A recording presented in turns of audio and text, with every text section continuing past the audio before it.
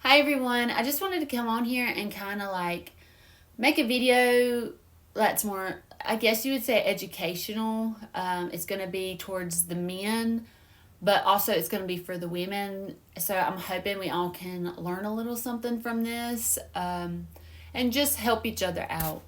But before I get into the story, I do want to give a big thank you to some people that really helped me out, and I really feel like they need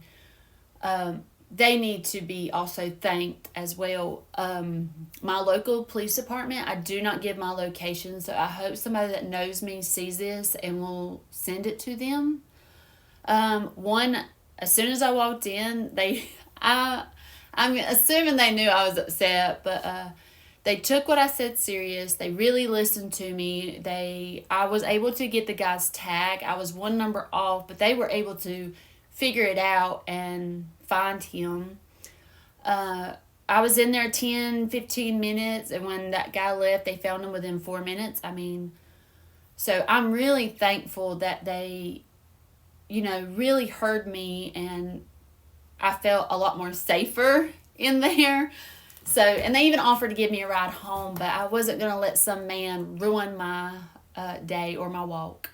So I appreciate you. Thank you so much for being kind to me, and I'm lucky to have a good community where I can feel safe. And there is good and there is bad, but for the most part, they try very, very hard. So thank you to you guys. The woman at the hardware store, she is so funny and so sweet, and I can't wait to tell you her part, but thank you so much. You were so kind to me, and I am bringing you a gift basket.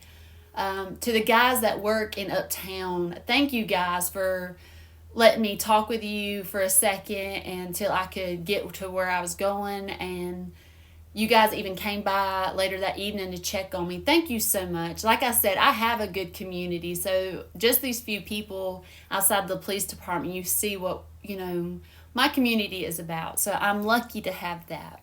So thank you guys. So let me get into why I'm talking about this today. So I have tried to go to like parks or like these hiking trails that have lots of people around. Usually, it's not always guaranteed. I want to go ahead and say that. Sadly, I have been approached by quite a few men want me to go back to the vehicles to look at something like hiking gear. Why is your hiking gear not with you while you're hiking? That don't make sense to me. Or they're like, come look at my hiking bike that I'm going to start going on trails with. Or can you help me with my vehicle? And I know these guns might like trick you, but I'm telling you, I have no upper body strength. All my power comes from my legs. So regardless, women, do not fall for that. There were plenty of men. Always check your surroundings. But there were plenty of men that they could ask for help. So don't fall for that. It's a terrible idea. So I passed the EMS building. I passed in front of the police department. And I go on to my walk because I want to make sure at least I am caught on camera right there so they can start from somewhere, because I'm not really sure where their cameras are.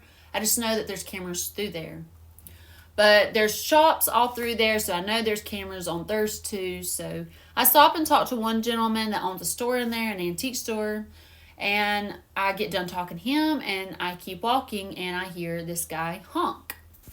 I do have men that honk all the time, which it's fine. Honk and go on. I'm fine with that. I have had a gentleman take a picture of my tushy. Now that's a little much, guys. Like, don't be taking pictures of people's tushies. That's a little much for me. But, honk, go on, whatever. So he goes on and he turns. Well, I have to cross this little area, and then I have to walk and then cross the main road to get to the hardware store. But before I get to that first little crossing, I see him come around the church. And I'm like, okay. So I get there, and he is trying to talk to me. And I have my music in one ear because I leave one without music. But there's traffic going by, so I cannot hear what he's saying. So I'm just like, yeah. I'm just smiling and waving. And I just want to get on with my walk. So he pulls out, and I get to the street, and I run across the street to the hardware store, but he is not turning. So I'm like, I'm just going to go in the hardware store and make sure that he just goes by me. So I go inside, and that lady is talking to a gentleman, but I see the man go by. And she asked me, is there anything I can do for you? I said, no, I just want to make sure this gentleman goes on for a minute and I'm not being followed. So I'm at the counter, and I'm just giving it a few minutes, and I'd be dang if I don't see him come back. And I said, that is the guy that I just seen, and he just passed here.